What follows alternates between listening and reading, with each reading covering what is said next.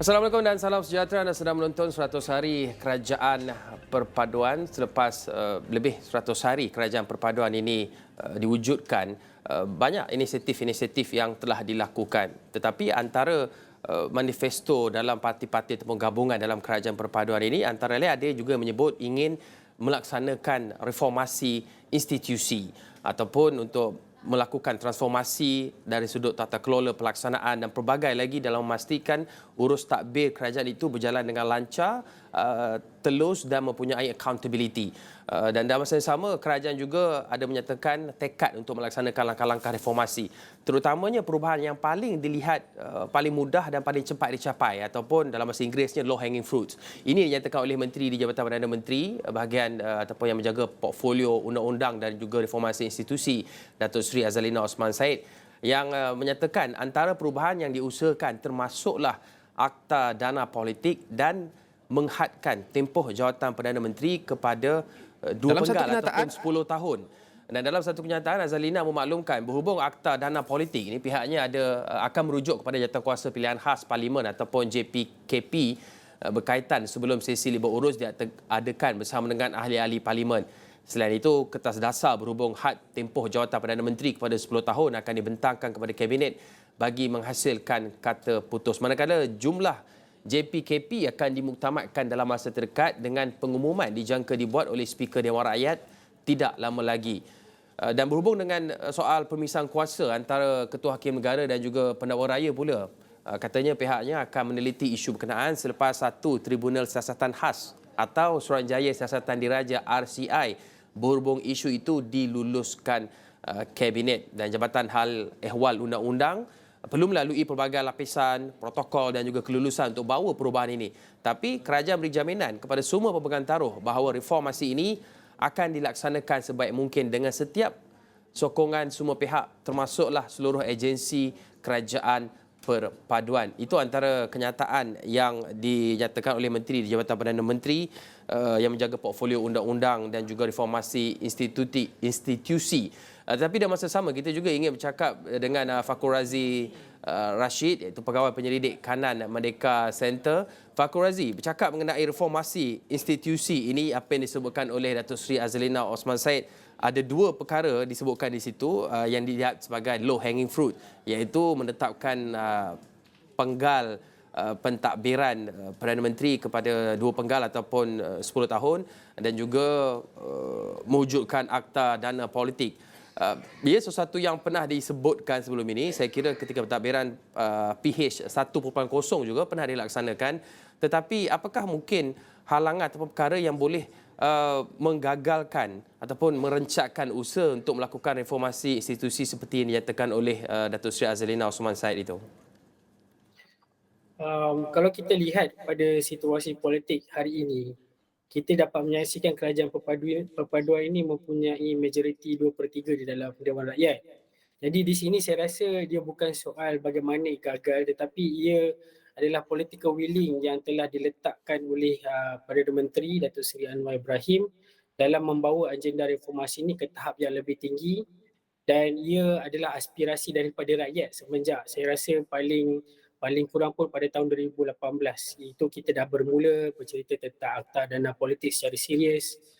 Perdana Menteri limitasinya hanya 2 penggal, dan ini adalah kebanyakannya daripada diskusi ataupun perbincangan daripada pelbagai pihak, termasuklah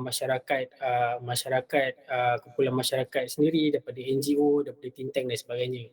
Jadi saya rasa di sini adalah political willing. Dengan adanya politik kerajaan perpaduan ini yang agak stabil, ia sebenarnya boleh melicinkan lagi perjalanan agenda reformasi. Tapi kalau diceritakan dari segi sudut cabarannya itu sendiri, saya rasa cabaran yang paling terbesarnya sekali adalah tentang advokasi untuk memahami setiap agenda reformasi yang telah ataupun yang akan dilaksanakan oleh kerajaan perpaduan. Ya.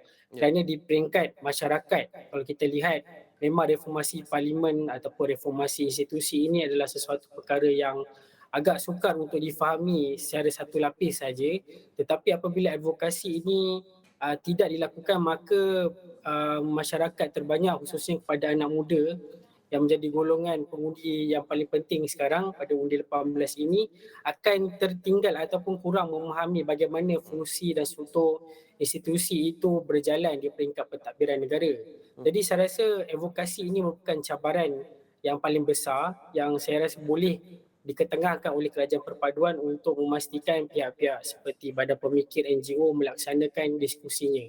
Dan mungkin cabaran yang paling saya rasa juga kritikal ataupun juga penting adalah tentang bagaimana konsolidasi antara pihak-pihak berlainan pendapat khususnya dengan antara pihak kerajaan dan pembangkang dapat menyelesaikan isu-isu ini secara tuntas dan dengan semangat bipartisan. Saya rasa perkara ini akan mengambil masa juga, tetapi dengan political willing daripada kerajaan perpaduan, tidak ada masalah untuk berencana dan melaksanakan agenda reformasi institusi ini.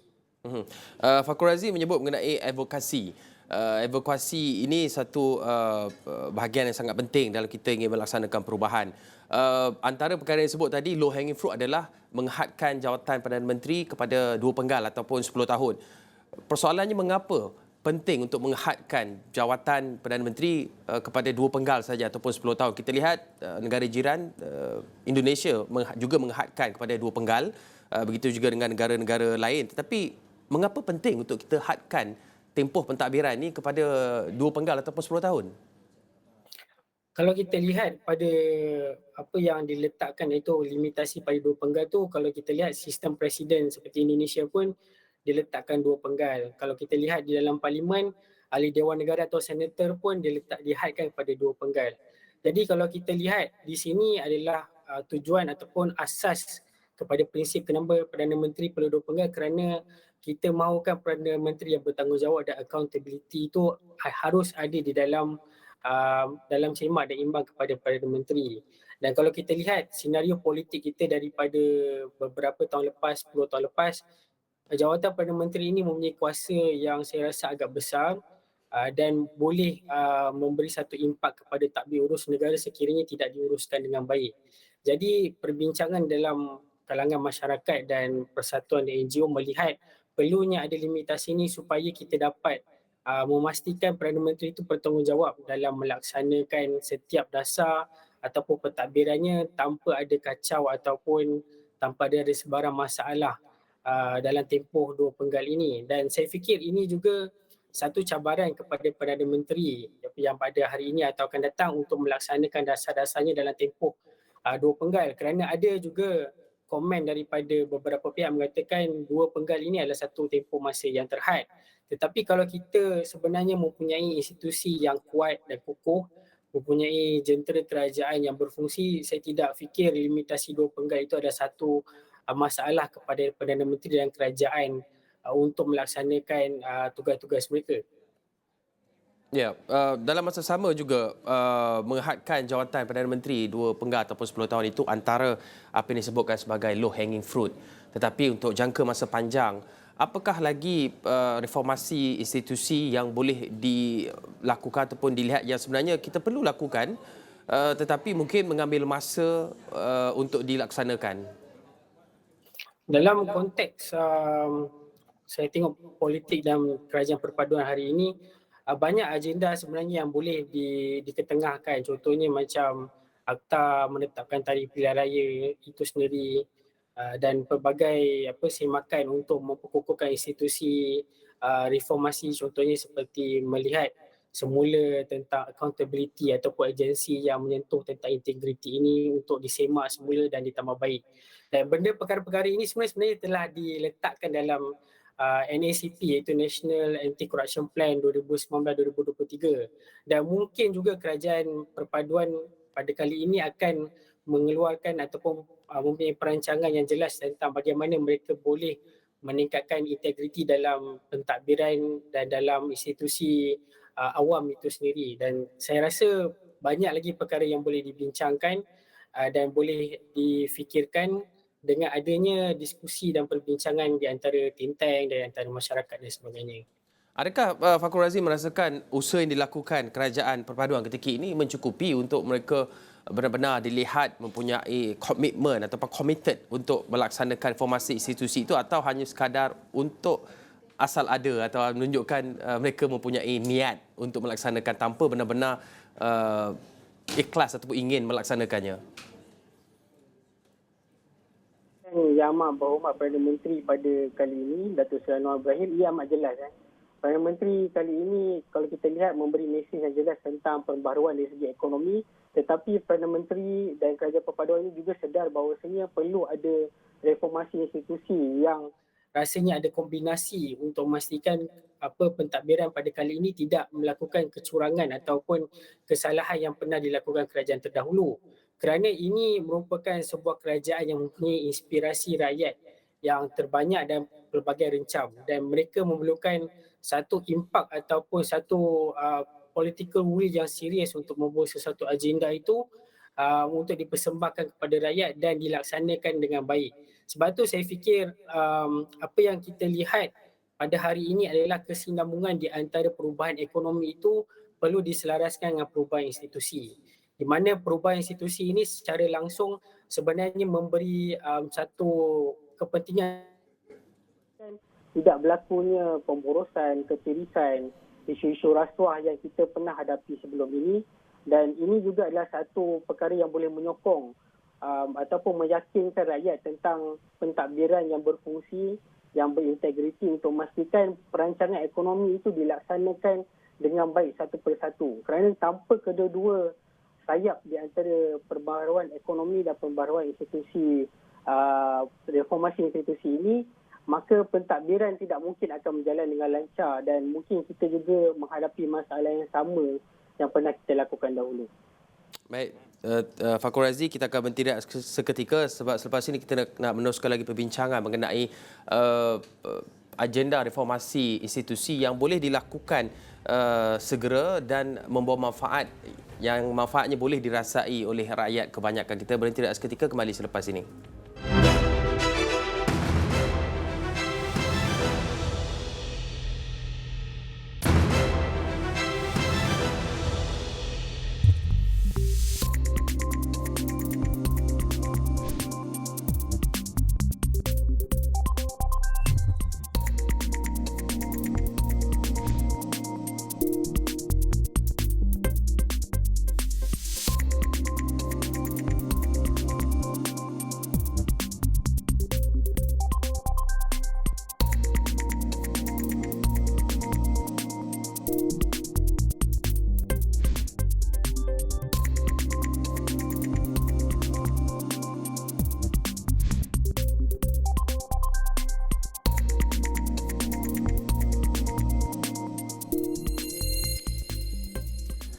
Baik, bertemu kembali dalam 100 hari Kerajaan Perpaduan. Kita sedang membicarakan mengenai reformasi institusi. Apa yang boleh dilakukan dengan segera. Di mana sebelum ini Menteri di Jabatan Perdana Menteri Datuk Seri Azalina Othman Said ada menyebutkan mengenai antara perkara yang boleh dilakukan dengan kadar segera ataupun low hanging fruits adalah dengan menetapkan had 10 tahun Jawatan Perdana Menteri dan juga mewujudkan akta pendanaan politik. Dan saya masih lagi bersama dengan Fakhur Razi Rashid, Pegawai Penyelidik Kanan Medical Center. Fakhur Razi, apa yang kita bicarakan awal tadi adalah perkara-perkara yang di peringkat dasarnya. Maksudnya di sini adalah perkara seperti had jawatan penggal Perdana Menteri, akta pendanaan politik ini yang kesan ataupun impak reformasi institusi itu tidak dirasai secara terus kepada rakyat kebanyakan.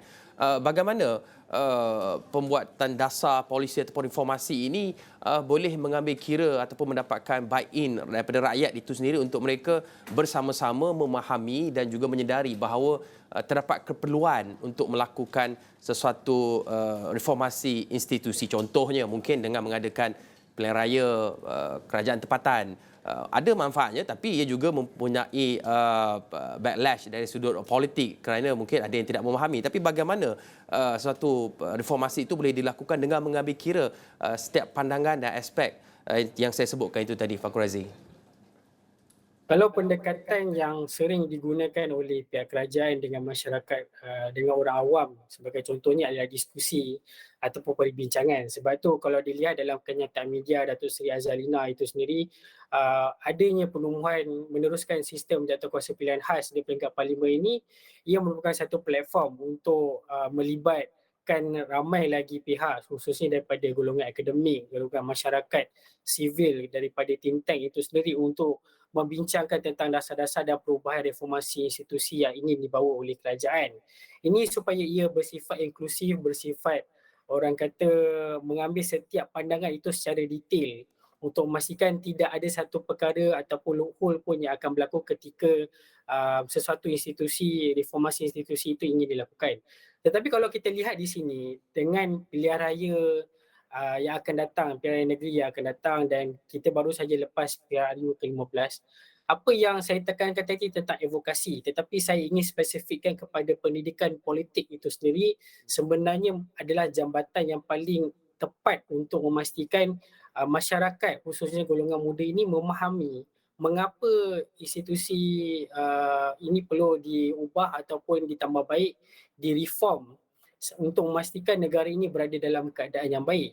Tetapi pendidikan politik yang saya katakan ini bukanlah pendidikan politik dari segi subjek di sekolah, belajar buku teks dan sebagainya, tetapi ia lebih kepada bagaimana dasar kerajaan itu sendiri dan pemain politik contohnya seperti parti politik ini menjalankan latihan ataupun program yang boleh meningkatkan kefahaman masyarakat terhadap institusi awam itu sendiri, kerana saya rasa cabarannya dalam institusi awam ataupun untuk mengubah institusi ini adalah bagaimana kita ingin menyampaikan mesej yang mudah untuk memastikan rakyat mendekati institusi awam ni dengan lebih baik. Dan kerana mereka perlu tahu juga ya, rakyat perlu tahu bahawasanya ini adalah hak mereka, ini adalah sesuatu perkara yang penting yang akan menentukan kesejahteraan hidup mereka pada masa jangka panjang dan jangka pendek. Dan ini saya rasa pendidikan politik ini harus diberi penekanan kepada kerajaan perpaduan hari ini kerana ia akan menjadi game changer ataupun menjadi pengubah dari segi sudut perspektif masyarakat melihat demokrasi dan politik itu bukan sesuatu perkara yang asing tetapi sesuatu perkara yang diperlukan untuk memastikan kehidupan mereka itu bertambah baik dan bukan bukan menghakis keyakinan ataupun orang kata melebarkan jurang lagi antara institusi awam dengan rakyat itu sendiri. Kita memahami dan juga menyedari bahawa beberapa perkara seperti pengasingan kuasa peguam negara dan juga pendakwa raya itu mempunyai manfaatnya yang tersendiri. Tetapi mengapa perkara ini tidak dilakukan sejak dahulu lagi? Adakah kerana perubahan landscape politik ketika ini yang mendesak perubahan institusi ataupun reformasi institusi itu dilakukan, ataupun kerana kita sudah tidak boleh bertangguh ataupun berlengah lagi untuk melaksanakan reformasi institusi ini? Kalau saya jawab kita tidak boleh berlengah, itu adalah satu mesej yang saya rasa semua orang setuju. Semua masyarakat di luar sana setuju tentang perubahan politik yang ada pada hari ini. Kerana perubahan politik yang ada pada hari ini, dia bukan lagi politik dahulu di mana pentadbiran ataupun pemimpin itu menentukan segala-galanya. Tetapi hari ini lebih menekankan perbincangan di antara masyarakat ataupun perbincangan di antara rakyat dengan pihak kepimpinan di peringkat kerajaan, di peringkat ahli parlimen ataupun di peringkat pentadbiran awam itu sendiri. Dan ini adalah satu dinamik politik baru. Kalau kita lihat masyarakat hari ini mempunyai banyak agenda ataupun perubahan-perubahan yang ingin dilakukan yang mereka rasa perkara ini penting untuk sudut kehidupan mereka, penting untuk pentadbiran negara dan masa depan Malaysia itu sendiri. Jadi ini adalah satu ruang yang terbuka dan satu perbincangan diskusi yang lebih baik untuk diadakan lebih sihat, kerana kalau kita lihat sebelum ini perbincangan contohnya tentang pengasingan kuasa antara pendakwa raya dan peguam negara ini tidak dibahaskan kerana semuanya diserahkan kepada pihak kepimpinan untuk menentukan.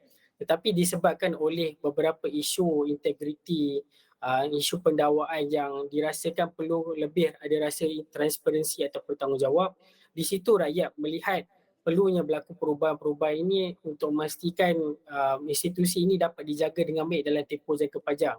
Kalau tidak, ia akan memberi satu implikasi pada generasi akan datang juga kalau kita tidak buat atau melaksanakan perbincangan dan pelaksanaan institusi reform tu pada kali ini. Ya, dan bercakap mengenai reformasi institusi ini juga, kerajaan telah menubuhkan satu pasukan khas mengenai reformasi institusi Januari lalu. Tujuannya untuk meneliti, mengkaji dan juga mencadangkan pembaharuan terhadap mekanisme pelaksanaan reformasi bagi pertimbangan jemaah menteri.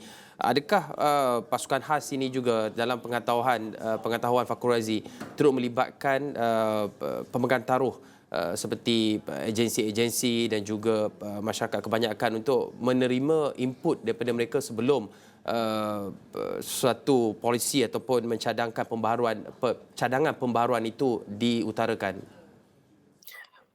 Saya juga kalau nak dikatakan terlibat di dalam bengkel yang dianjurkan oleh Jabatan Perdana Menteri Bahagian Hal Ehwal Undang-Undang.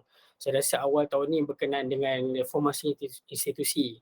Dan kalau kita lihat bengkel yang diadakan ini adalah mengumpulkan golongan-golongan akademik, pakar, think tank dan juga penjawat awam sekali dalam untuk memastikan idea-idea reformasi institusi ini dapat diselaraskan atau mempunyai kesinambungan untuk dilaksanakan. Dan saya rasa ini adalah satu pendirian ataupun satu tindakan yang agak bijak daripada pihak kerajaan perpaduan khususnya JPM itu sendiri untuk memastikan bahawasanya engagement itu berlaku secara tuntas dan menyeluruh, dan ia juga bukanlah satu program one-off, tetapi saya fikir ada lagi program yang akan menyusul daripada kerajaan perpaduan khususnya daripada JPM untuk memastikan reformasi institusi ini sentiasa dibincang, dibahas dan dilaksanakan dengan baik untuk kali ini. Dan ini adalah satu saya rasa peluang juga kepada masyarakat awam untuk melihat dekat dengan apa yang dibawa oleh kerajaan perpaduan khususnya dalam reformasi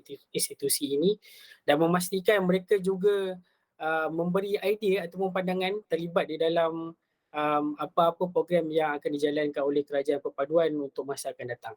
Ya, Fakhur Razi, apakah mungkin peranan yang boleh dimainkan oleh organisasi masyarakat sivil ataupun pertubuhan bukan kerajaan NGO dalam memberikan advokasi ataupun pemahaman mengenai kepentingan untuk melakukan reformasi institusi itu, dan dalam masa sama kita menyerahkan kepada pasukan khas untuk mengkaji, menyelidik dan mencadangkan itu melakukan tugas mereka, tapi advokasi itu juga perlu bergerak seiring ataupun in tandem dengan apa yang cuba dilakukan oleh kerajaan. Tapi apakah yang mungkin boleh mereka lakukan dalam turut sama membantu, Fakhur Razi? Advokasi ini dalam Saya rasa ada yang buat diskusi, perbincangan, forum dan sebagainya. Tetapi kalau kita lihat populasi pengundi kita di Malaysia ni kian bertambah. Ialah selepas undi 18 dan pendaftaran automatik, kita mempunyai banyak spektrum ataupun banyak pengundi yang mempunyai pelbagai idea, perbezaan pendapat dan sebagainya. Dan advokasi ini berlaku apabila NGO ataupun think tank itu bukan sekadar diskusi tetapi menjalankan program-program di lapangan. Saya rasa program di lapangan ini lebih kepada latihan pendemokrasian dan politik itu sendiri, kesedaran di peringkat tempatan itu juga penting untuk memastikan masyarakat pada hari ini memahami fungsi-fungsi kerajaan negeri, kerajaan persekutuan dan kerajaan tempatan ataupun memahami agensi-agensi kerajaan itu sendiri. Dan ini adalah peluang terbaik untuk kerajaan perpaduan bekerjasama dengan think tank, NGO dan badan-badan pemikir yang lain untuk memastikan agenda reformasi institusi ini terus berjalan, dan ia bukanlah satu dalam tempoh tertentu saja tetapi ia keberlangsungan hingga dalam tempoh jangka panjang. Dan kalau dilihat di sini, ia bukan sekadar NGO dan pemegang taruh yang saya lihat macam think tank dan sebagainya, tetapi parti politik juga perlu diberikan peranan atau memainkan peranan yang penting untuk advokasi tentang isu-isu reformasi institusi ini, kerana mereka adalah pemain politik yang terdekat sekali dengan institusi awam dan mereka juga adalah pembuat keputusan yang boleh mempengaruhi agenda kerajaan ataupun agenda dalam institusi parlimen itu sendiri. Dan ini adalah saya rasa kombinasi di antara kerjasama parti politik, kerajaan dan think tank ataupun daripada NGO ini adalah satu perkara yang saya rasa ideal tapi boleh dilakukan Ya. dalam masa yang terdekat ini. Terima kasih Fakhur Razi Rashid, Pegawai Penyelidik Kanan Merdeka Center berkongsi pandangan mengenai reformasi institusi, apakah yang boleh dilakukan segera, cabarannya dan juga sokongan yang diperlukan untuk merealisasikan reformasi institusi ini. Sekian sahaja 100 hari Kerajaan Perpaduan. Saya Hakim Rahman. Assalamualaikum. Salam hormat.